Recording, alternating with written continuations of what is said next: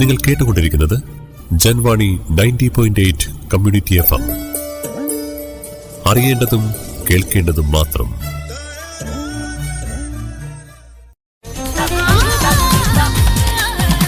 സാംസ്കാരിക ലോകം.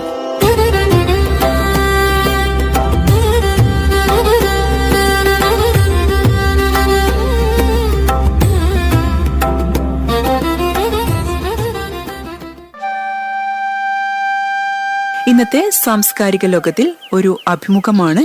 കൊതി തീരും മുമ്പേ ഒരു യാത്രാമൊഴി എന്ന തന്റെ ആദ്യ നോവലിന്റെ വിശേഷങ്ങളുമായി പ്രദീപ് കൂവ ജൻവാണി സ്റ്റുഡിയോയിലുണ്ട്.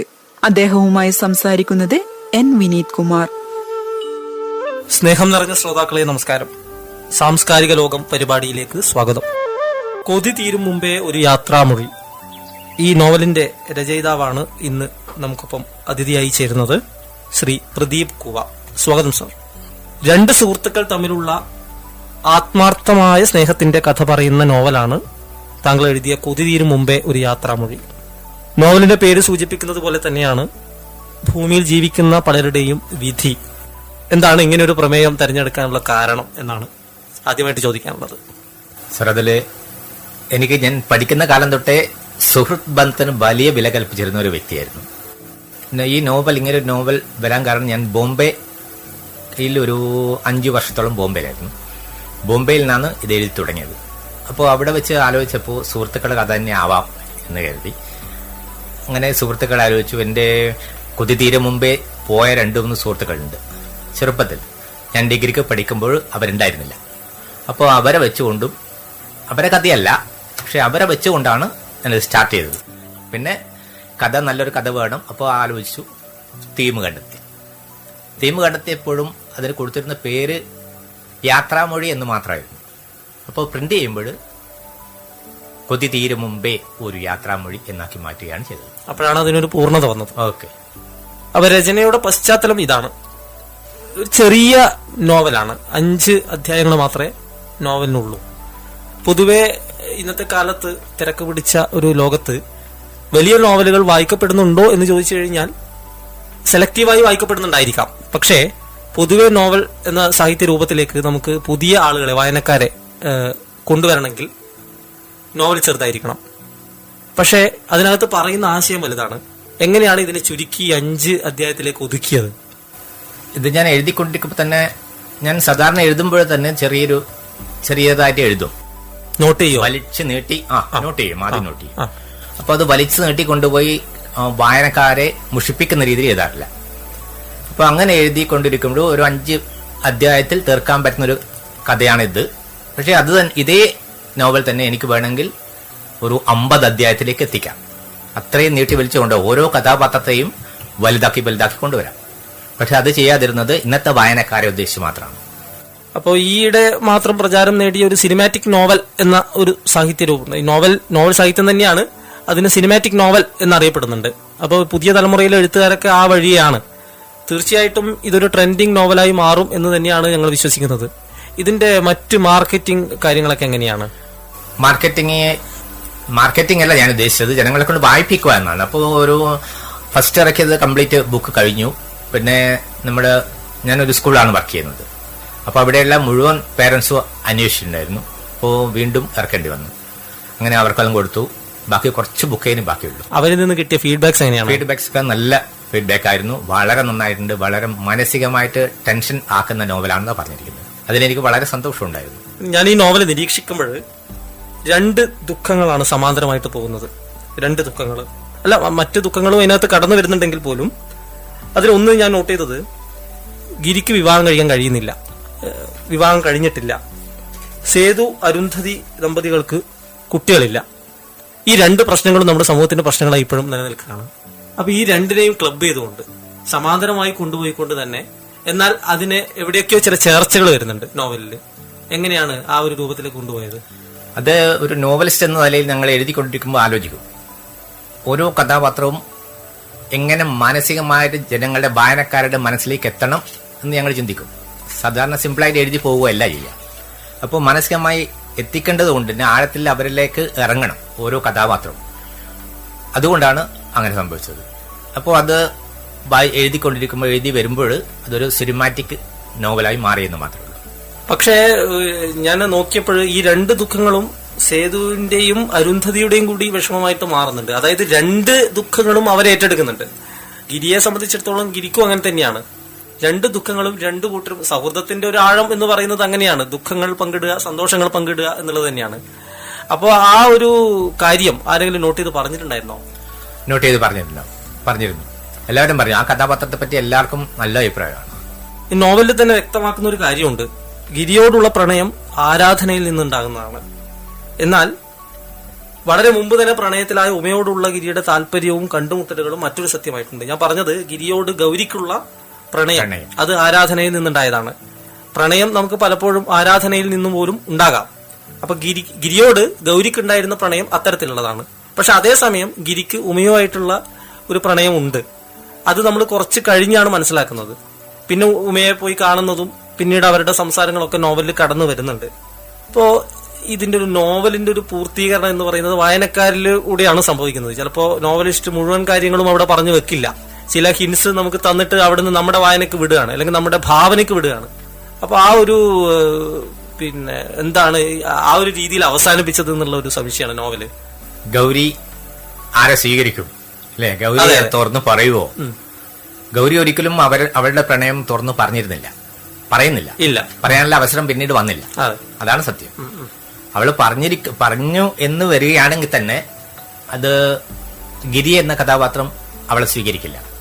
കാരണം ഗിരി കോളേജിൽ പഠനകാലത്തെ ഒരു ഉമ്മ എന്ന കഥാപാത്രമായിട്ട് കണക്ഷൻ ഉണ്ട്. അതുകൊണ്ട് തന്നെ ഗിരി അവളെ ഗൗരിയെ സ്വീകരിക്കാൻ തയ്യാറാവുകയില്ല. ആ ഗൗരി പിന്നീട് ഒരു ദുഃഖ കഥാപാത്രമായി മാറുകയും ചെയ്യും. മനഃപൂർവ്വം അങ്ങനെയാക്കിയതാണ്. പിന്നെ ഇതിനകത്തുള്ള ഒരു ഭാഷ ഞാൻ ശ്രദ്ധിച്ചു. സാധാരണഗതിയിൽ നമ്മുടെ വായന മുന്നോട്ട് പോകാത്തതിന്റെ ഒരു പ്രധാനപ്പെട്ട കാരണം ഇന്നത്തെ കാലത്ത് അതിസങ്കീർണമായ സാഹിത്യം അതിനകത്ത് കൊണ്ട് നിറച്ചു വെക്കും. പക്ഷേ ഇതിൽ പലപ്പോഴും ലളിതമായ ഭാഷയാണ് അങ്ങ് ഉപയോഗിച്ചത്. പക്ഷെ എന്നാൽ വേണ്ടുന്ന സന്ദർഭങ്ങളിൽ സാഹിത്യം കൃത്യമായിട്ട് ഉപയോഗിച്ചിട്ടുണ്ട്. പ്രത്യേകിച്ച് അവസാന ഭാഗത്തൊക്കെ ആ വൈകാരികത കൊണ്ടുവരാനുള്ള ഒരു ശ്രമം ഉണ്ടായിട്ടുണ്ട്. അപ്പൊ ഈ നോവലിലെ ഭാഷ അത് ലളിതമായിരിക്കണം എന്ന് അങ്ങേക്ക് നിർബന്ധമുണ്ടോ? ഉണ്ട്. ഞാൻ എഴുതിയ എല്ലാ ചെറുകഥകളായാലും നോവലുകളായാലും എല്ലാത്തിനും ഞങ്ങൾ സാധാരണ ഉപയോഗിക്കുന്ന ഭാഷയാണ് ഉപയോഗിച്ചിരിക്കുന്നത്. കാരണം വായനക്കാർ എന്ന് പറഞ്ഞാൽ വലിയ തലത്തിൽ നിൽക്കുന്നവരല്ല. സാധാരണ മലയാളം അറിയാവുന്ന ഏതൊരാൾക്കും വായിച്ചാൽ മനസ്സിലാവുന്ന രീതിയിലുള്ള ഭാഷയെ ഉപയോഗിക്കാൻ പാടുള്ളൂ. സാഹിത്യകാരൻ എന്ന് പറയുമ്പോൾ അത് വലിയൊരു പദവിയാണ്. ഞാൻ വെറും എഴുത്തുകാരനാണ് അല്ലെ? സാഹിത്യവും സാധാരണ എഴുത്തും തമ്മിൽ വ്യത്യാസമുണ്ട്. സാഹിത്യം എന്ന് പറഞ്ഞാൽ അതിൽ നല്ല നല്ല വാക്കുകൾ ധാരാളമുണ്ട്, കട്ടുകട്ടിയുള്ള വാക്കുകൾ. ആ വാക്ക് വെച്ചുകൊണ്ട് ഒരാൾ ഡിക്ഷണറി എടുത്ത് വായിച്ച് അർത്ഥം നോക്കി നോവൽ വായിക്കുന്ന കാലഘട്ടമല്ല ഇത്. സിമ്പിളായിട്ടാണെങ്കിൽ അവർ ഒറ്റ ഇരപ്പിന് വായിച്ചു തീർത്ത് അത് മനസ്സിലുണ്ടാവും, അവരുടെ മനസ്സിൽ പതിയും. അതുകൊണ്ടാണ് എഴുത്തുകാരനും സാഹിത്യകാരനും രണ്ടും രണ്ടാണ് എന്റെ അഭിപ്രായം. കാരണം സാഹിത്യകാരൻ എന്ന് പറഞ്ഞാൽ സാഹിത്യ ലോകത്ത് വലിയ വലിയ ആൾക്കാരുണ്ട്. അവരുപയോഗിക്കുന്ന പദങ്ങളൊക്കെ നോക്കിയാൽ അവിടെ ഇനി ഒരാളുടെ ആവശ്യമില്ല. അപ്പോൾ നമ്മൾ വെറും സാധാരണ എഴുത്തുകാർ എന്നറിയപ്പെടാൻ അതാണ് നല്ലത്. ആ പേരാണ് നല്ലത്. അപ്പൊ അതിനാണ് കുറച്ചും കൂടി ജനകീയത. അപ്പൊ എഴുത്തുകാരാകുമ്പോൾ അവരെ നോവൽ വായിച്ചു കഴിഞ്ഞാൽ എല്ലാവർക്കും മനസ്സിലാവും. സിമ്പിൾ. സ്വന്തം എന്ന് പറയാൻ ആരുമില്ല എങ്കിലും വെള്ള പുതപ്പിച്ച് കിടത്തിയിരിക്കുന്ന ഗിരിയുടെ ശരീരം കാണാൻ ഇന്ന് അവന് നിറയെ ആളുകളുണ്ട്, ബന്ധുക്കളുണ്ട്. ഇത് പലപ്പോഴും നമ്മുടെയൊക്കെ ജീവിതം തന്നെയല്ലേ? അതെ, അത് നമ്മുടെ ജീവിതം തന്നെയാണ്. ഇന്ന് കാണുന്ന ജീവിതം അതാണ്. കാരണം ബന്ധുക്കളിൽ ആരും ഇല്ലെങ്കിലും മരണശേഷം വെള്ള പുതപ്പിച്ച് കിടത്തിയാൽ കാണാൻ ഒത്തിരി പേരുണ്ടാവും. പരിചയക്കാരായിരിക്കണമെന്നില്ല, പരിചയമില്ലാത്തവർ വരെ വാഴ്ത്തുപാട്ടുകൾ പാടും. യെസ് അല്ലെ? അതാണ് ഈ നോവലിൽ ഒരു പ്രധാനപ്പെട്ട ഒരു കഥാപാത്രമായി തന്നെ കാണാവുന്ന ഒരു കക്ഷി രചോര. രചോര എന്നുള്ള പേര് തന്നെ ഒരു കൗതുകം ഉണർത്തുന്നതാണ്. ആ പേരിന്റെ പിന്നിലെ കൗതുകം തന്നെ ഒന്ന് വെളിപ്പെടുത്താം. ഓക്കെ, രചോര എന്നൊരു കഥാപാത്രം ഞാൻ ബോംബെയിൽ വർക്ക് ചെയ്യുമ്പോൾ അവിടെ എന്റെ ഓഫീസിലുണ്ടായിരുന്ന ഒരു പ്യൂണാണ്. യഥാർത്ഥ പേര് അദ്ദേഹത്തിന്റെ യഥാർത്ഥ പേര് രചോര എന്ന് കഴിഞ്ഞാൽ. അപ്പോ അയാളെന്ന് പറയേണ്ടത് അന്ന് ആ സമയത്ത് അവനായിരുന്നു, ചെറിയ കുട്ടിയായിരുന്നു. അപ്പോൾ അവനോട് എനിക്ക് വളരെ ഇഷ്ടമായിരുന്നു. ഞങ്ങൾ ഒരുമിച്ച് ഭക്ഷണം കഴിക്കുകയൊക്കെ ചെയ്തിരുന്നു. അപ്പോൾ നല്ല മോനാണത്. അവൻ ആ കഥാപാത്രത്തെയാണ് അതിൽ രചോര എന്ന രീതിയിൽ ഇവിടെ അവതരിപ്പിച്ചിരിക്കുന്നത്, അതേ പേരിൽ. രചോരയ്ക്ക് ഒരു പ്രത്യേകതയുണ്ട്. കാരണം അദ്ദേഹത്തിനോട് ഒരു വലിയ വല്ലാത്തൊരു ഗിരിയോട് ഒരു വല്ലാത്തൊരു ബഹുമാനം, ഭയം, ഭക്തി, ഭയം എന്ന് പറയാമെന്ന് അറിയില്ല, ഒരു ഭക്തി ഒക്കെ ഉണ്ടായിരുന്നു അദ്ദേഹത്തിന്. ശരിക്കും ഇങ്ങനെയുള്ള ആളുകൾ ഇപ്പോഴുണ്ടോ? ഇപ്പോഴും ഉണ്ടാവാൻ സാധ്യതയില്ല. കാരണം ഇപ്പോഴും കാലഘട്ടം മാറി. അപ്പോൾ അങ്ങനെയുള്ള മാനസിക അടുപ്പം ആരും തമ്മിൽ പരസ്പരം സുഹൃത്തുക്കൾ തമ്മിൽ പോലുമില്ല. അങ്ങനെയുള്ള കാലഘട്ടത്തിൽ ഞങ്ങൾ ഇന്ന് ജീവിക്കുന്നത്. ശരിയല്ലേ? ശരിയാണ്, തീർച്ചയായിട്ടും. അപ്പൊ നോവലിലൂടെ നമുക്ക് സമൂഹത്തിന് നൽകാനുള്ള ഒരു സന്ദേശം എന്ന് പറയുന്നതും അല്ലെ, ആ പഴയൊരു കാലത്തേക്ക് തിരിച്ചു പോകാൻ ചില കാര്യങ്ങളിലെങ്കിലും നമുക്ക് കഴിയണം. ഈ നോവലിൽ ഒരു സൈദ്ധാന്തികമായിട്ടുള്ള തലം സൃഷ്ടിച്ചെടുക്കുന്നതിന് വേണ്ടിയിട്ടുള്ള ഒരു ശ്രമം നടത്തിയിട്ടുണ്ട്. അത് ഒന്ന് രണ്ട് സന്ദർഭങ്ങളിൽ അത് കണ്ടിട്ടുണ്ട്. സൈദ്ധാന്തികമായ കാര്യങ്ങൾ ഞാൻ അതിൽ അറിഞ്ഞുകൊണ്ട് വരുന്നതല്ല, അത് എഴുത്തുകാരന്റെ മാനസികാവസ്ഥ കൂടിയാണ്. അതെ, ബോധപൂർവ്വം സൃഷ്ടിക്കാനുള്ള ശ്രമമല്ല. ബോധപൂർവ്വം അതിൽ കൊണ്ടുവരേണ്ട ആവശ്യമില്ല. ഏതൊരു എഴുത്തുകാരനും ആ എഴുത്തുകാരൻ എന്ന കഥാപാത്രത്തിന്റെ കുറെ ഭാവങ്ങൾ അതിലേക്ക് വരും. ഒരു കഥാപാത്രത്തിലേക്ക് ഉൾക്കൊള്ളിച്ചുകൊണ്ടാണ് എഴുതുക. മിക്കവരും അങ്ങനെ തന്നെയാണ്. അതുപോലെ വന്നു ചേർന്നതാണ് അത്. മറ്റൊരു ചോദ്യം വ്യക്തിപരമാണ്. വ്യക്തിപരം എന്ന് പറഞ്ഞാൽ ഈ നോവലുമായി ബന്ധപ്പെട്ടതല്ല, എങ്കിലും അങ്ങയുടെ സാഹിത്യ ജീവിതവുമായി ബന്ധപ്പെട്ടതാണ്. ഈ വായനാ സമൂഹത്തോട് നമുക്ക് ഒരു എഴുത്തുകാരൻ എന്ന നിലയിൽ ചില കടമകളുണ്ട്. അത് നമ്മൾ ഇത്തരം രചനകളിലൂടെ നിർവഹിക്കുമ്പോൾ തന്നെ ഒരു എഴുത്തുകാരന് സാംസ്കാരിക രംഗത്ത് ഇടപെടാൻ മറ്റു മേഖലകളും കൂടിയുണ്ട്. എഴുത്തിനപ്പുറമുള്ള സാംസ്കാരിക രംഗത്തെ ഇടപെടലുകൾ എങ്ങനെയാണ്? ഞാനിപ്പോ എഴുത്തിന് അപ്പുറം എന്ന് പറയുമ്പോഴും എല്ലാ മേഖലകളും മിക്ക മേഖലകളുമായിട്ട് ബന്ധപ്പെടാറുണ്ട്. നമ്മളെ ഉദ്ദേശിച്ചത് പ്രഭാഷണം, ഈ സാംസ്കാരിക മേഖലയിൽ തന്നെ മറ്റേതെങ്കിലും മേഖലകളിൽ പോകാറുണ്ട്. പ്രഭാഷണവും ഒക്കെ നടത്താറുണ്ട്. പിന്നെ നമ്മുടെ കഴിയുന്ന ഹെൽപ്പ് എല്ലാവർക്കും ചെയ്തു കൊടുക്കുക എന്നുള്ളതാണ് എന്റെ മെന്റൽ ഐഡിയ. കാരണം നമുക്ക് പറ്റുന്നത് സഹജീവികളെ പറഞ്ഞു അവർക്ക് ഹെൽപ്പായി ചെയ്തു കൊടുക്കുക. എഴുത്തിന്റെ രീതി എങ്ങനെയാണ്? ഇപ്പം സമയം കിട്ടാറില്ല. ഞാൻ സ്കൂൾ വർക്ക് ചെയ്യുന്നതുകൊണ്ട് തന്നെ സമയം കിട്ടാറില്ല. കിട്ടുന്ന സമയം രാത്രിയായാലും പകലായാലും എഴുതും. രാത്രി എഴുതും. ഓക്കെ, രാത്രി ടൈപ്പൊന്നും നോക്കാറില്ല. നമുക്ക് എഴുതാനുള്ള ഒരു മൂഡ് എന്ന് പറയുന്ന ഒരു ഇതുണ്ട് അല്ലേ? തീർച്ചയായിട്ടും. അതാ ഞാൻ ചോദിച്ചത്. എല്ലാ ആളുകൾക്ക് രാത്രി മാത്രമേ എഴുതാൻ പറ്റില്ല. എല്ലാ സമയത്തും എഴുതാൻ പറ്റില്ല. കിട്ടുന്ന സന്ദർഭത്തിൽ ഉടനെ എഴുതും. പേപ്പറിൽ കുറിച്ചിടുവോ? അല്ല, ഞാൻ ലാപ്പിലാണ് ചെയ്യുന്നത്. പണ്ട് പേപ്പറിലായിരുന്നു. പിന്നെ ചോദിക്കാൻ കാരണം ഈ വലിയ എഴുത്തുകാരുടെ എഴുത്ത് രീതികൾ കൗതുകം ഉണർത്തുന്നതാണ്. എഴുത്തുകാരൻ നിഷാദ് ഒരിക്കൽ പറഞ്ഞിട്ടുണ്ട്, അദ്ദേഹത്തിന് നിന്ന് മാത്രമേ എഴുതാൻ പറ്റുള്ളൂ. ഒരു ടേബിൾ ഉണ്ടെങ്കിൽ ആ ടേബിളിന്റെ മുകളിൽ കുറച്ച് ഉയരത്തിൽ പേപ്പർ പേനയും വെച്ചിട്ട് എഴുതും, അപ്പോഴേ എഴുത്ത് വരുള്ളൂ എന്ന് പറഞ്ഞ പോലെ എഴുത്തിന് ചില രീതികളുണ്ട് ചില ആളുകൾക്ക്. ഞാൻ ഉദ്ദേശിച്ചത് അതാണ്. എഴുത്തിന് എനിക്ക് പ്രത്യേക രീതിയായി തോന്നുന്നില്ല. എന്റെ മനസ്സിൽ തോന്നുന്നത് ഞാൻ അപ്പൊ തന്നെ ലാപ്പ് ഓൾറെഡി ഓപ്പൺ ആയിരിക്കും, അതിൽ കുറച്ച് വെക്കും. ആദ്യത്തെ നോവലാണ് എന്ന് പറഞ്ഞു. ആദ്യത്തെ നോവലല്ല, പ്രസിദ്ധീകരിക്കുന്ന ആദ്യത്തെ നോവലാണ്. നോവലുകൾ ഒരുപാട് എഴുതിയിട്ടുണ്ടോ? ഉണ്ട്, ഒരു 10ഓളം നോവൽ ഞാൻ എഴുതി വെച്ചിട്ടുണ്ടായിരുന്നു. അതില് ഒരു നോവൽ ഇപ്പോൾ എഴുതിക്കൊണ്ടിരിക്കുന്ന നോവൽ പുതിയതാണ്.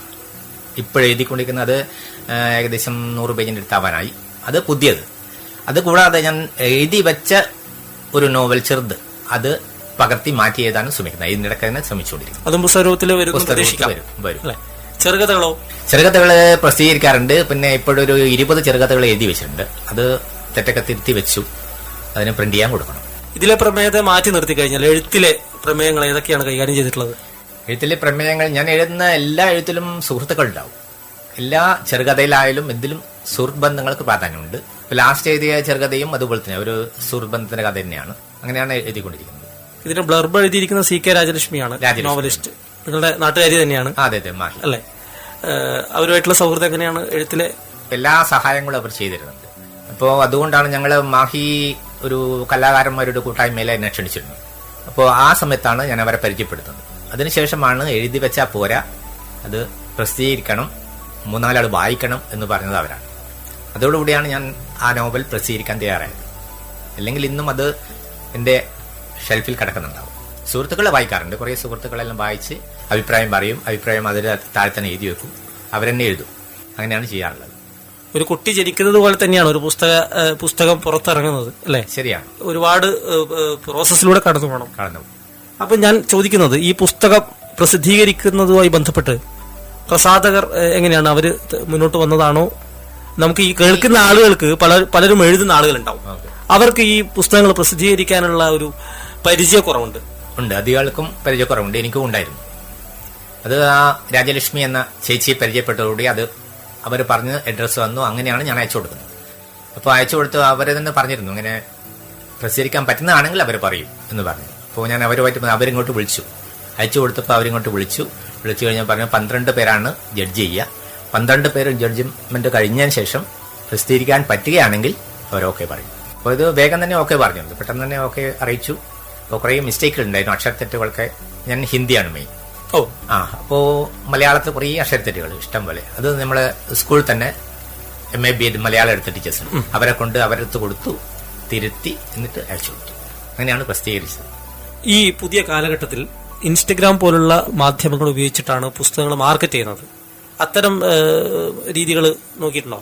ഞാൻ നോക്കിയിട്ടില്ല, പക്ഷെ അവര് പറഞ്ഞിരുന്നു, പ്രസാധകർ പറഞ്ഞിരുന്നു, ഞങ്ങൾ അങ്ങനെയൊക്കെ ചെയ്യുന്നുണ്ടെന്ന് പറഞ്ഞു. ഏതായാലും നമ്മൾ ഒരുപാട് കാര്യങ്ങൾ സംസാരിച്ചു. വളരെ സന്തോഷം ജൻവാണിയുടെ സ്റ്റുഡിയോയിൽ ഇങ്ങനെ എത്തിക്കാൻ ഞങ്ങൾക്ക് കഴിഞ്ഞതിൽ. തീർച്ചയായിട്ടും ഇനി പുതിയ രചനകൾ വരുമ്പോഴും ജൻവാണിയെ കൂടെ കൂട്ടണം. നമ്മുടെ ലിസണേഴ്സൊക്കെ ഇത് വായിച്ച് അവരുടെ അഭിപ്രായങ്ങൾ നമുക്ക് കേൾക്കാൻ ആഗ്രഹമുണ്ട്.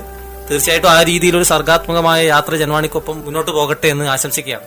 ഓക്കെ, എന്നും ഉണ്ടാവും. ജനവാണി ഞാൻ ഇന്നോ ഇന്നലെയോ ബന്ധപ്പെടുന്നതല്ല, സ്കൂളുമായിട്ട് ബന്ധപ്പെടാറുണ്ട് എപ്പോഴും, എന്നും. അതുകൊണ്ട് ഇനി ഭാവിയിലും ഞാൻ എന്തായാലും ജനവാണായിട്ടും ബന്ധപ്പെടുന്നതായിരിക്കും. സന്തോഷം. Thank you. ഇന്നത്തെ സാംസ്കാരിക ലോകം ഇവിടെ പൂർണ്ണമാക്കുകയാണ്.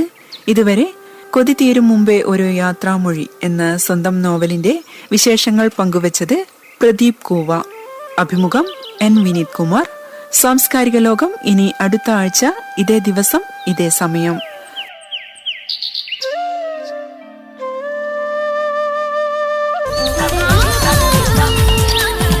സാംസ്കാരിക ലോകം.